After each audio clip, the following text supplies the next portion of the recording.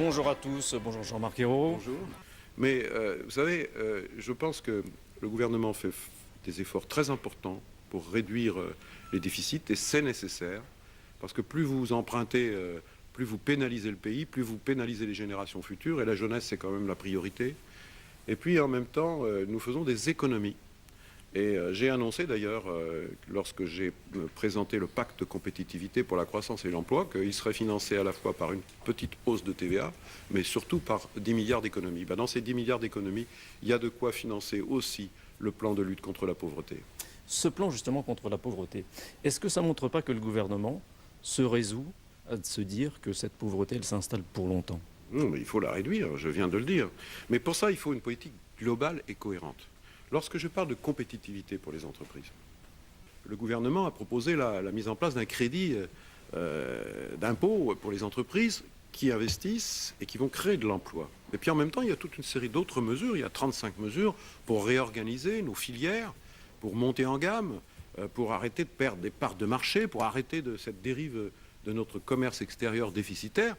Et ça, c'est un travail énorme qui est lié aussi à une politique de formation de base, mais aussi la formation professionnelle, d'investir dans l'innovation. Enfin, bref, ça, c'est un vaste chantier. Et si on fait ça, si la croissance repart, parce qu'il s'agit de cela, alors on fera monter évidemment les offres d'emploi et en même temps, on fera reculer les inégalités. Mais en attendant, qu'est-ce qu'on fait? Est-ce qu'on va laisser ces 8 500 000 personnes sur le carreau, sur le bord du chemin, ou est-ce qu'on va les aider à repartir dans la vie? Cette croissance, vous la voyez repartir quand?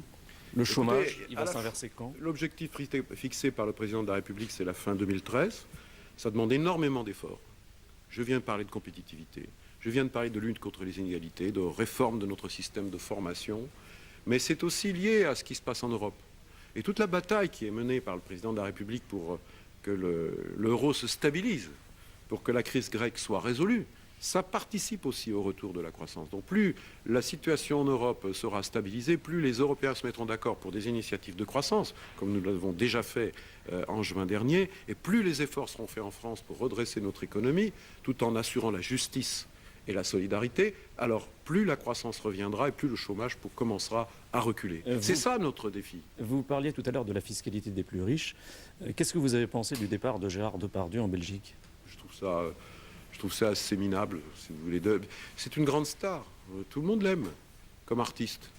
Mais se mettre juste de l'autre côté de la frontière, il y a quelque chose de, je dirais, presque assez minable, quoi. Hein, et tout ça pour ne pas payer d'impôts ou pas en payer assez. Je pense que payer un impôt, je vais vous dire, c'est un acte, j'allais dire, de solidarité, un acte patriotique. Et quand on demande aux plus riches des Français, et il y en a quelques-uns, un effort supplémentaire.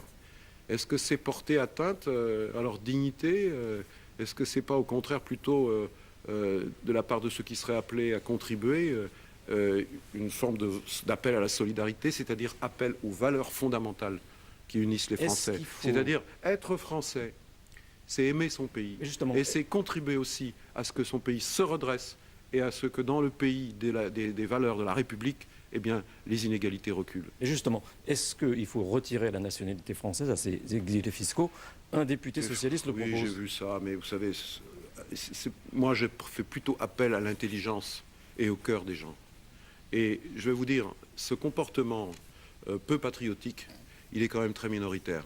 Et il y a beaucoup de gens qui sont riches, qui ont les moyens, et qui disent « je suis fier d'être français, j'aime mon pays, et moi ça ne me gêne pas de payer des impôts, j'y vois au contraire une marque de citoyenneté ». Ben, moi je préfère ça, je préfère lancer cet appel à l'effort solidaire pour la France, plutôt que de chercher à mettre à nouveau sur le tapis une nouvelle loi. Et j'espère que ceux qui aiment leur pays, et c'est l'immense majorité des Français, comprendront ce message. Je suis même sûr qu'ils l'ont déjà entendu. D'un mot, vous partez tout à l'heure au Maroc. Il y a des contrats qui vont être signés, tramway notamment. C'est un voyage d'affaires? Ben, c'est un voyage d'abord politique, puisque vous savez que le Maroc, c'était un des pays très proches de la France, ami de la France depuis longtemps. Le premier chef d'État à rendre visite au président de la République, François Hollande, c'était le roi Mohamed VI, que je vais rencontrer. Nous allons inaugurer le tramway ensemble. Et puis, il y a effectivement des échanges économiques très intenses de part et d'autre de la Méditerranée, et dans les deux sens d'ailleurs, plutôt bénéfiques aux entreprises françaises. Et là, c'est une entreprise française, Alstom, qui a construit avec d'autres entreprises ce tramway, et puis qui va gérer être géré par une entreprise française, la RATP Développement. Donc, vous savez, je parlais de conquête de nouveaux marchés, de nouveaux investissements pour créer de nouveaux emplois, pas seulement étrangers, mais aussi en France. Ça en fait partie. Mais au-delà de ça, je pense que j'y vais pour célébrer l'amitié franco-marocaine et puis dire aussi que la France, le président de la République sera bientôt en Algérie, a une politique de la Méditerranée pour les deux rives, côté français et côté Maghreb. Merci. Avec la Tunisie aussi, bien sûr. Merci Jean-Marc Ayrault.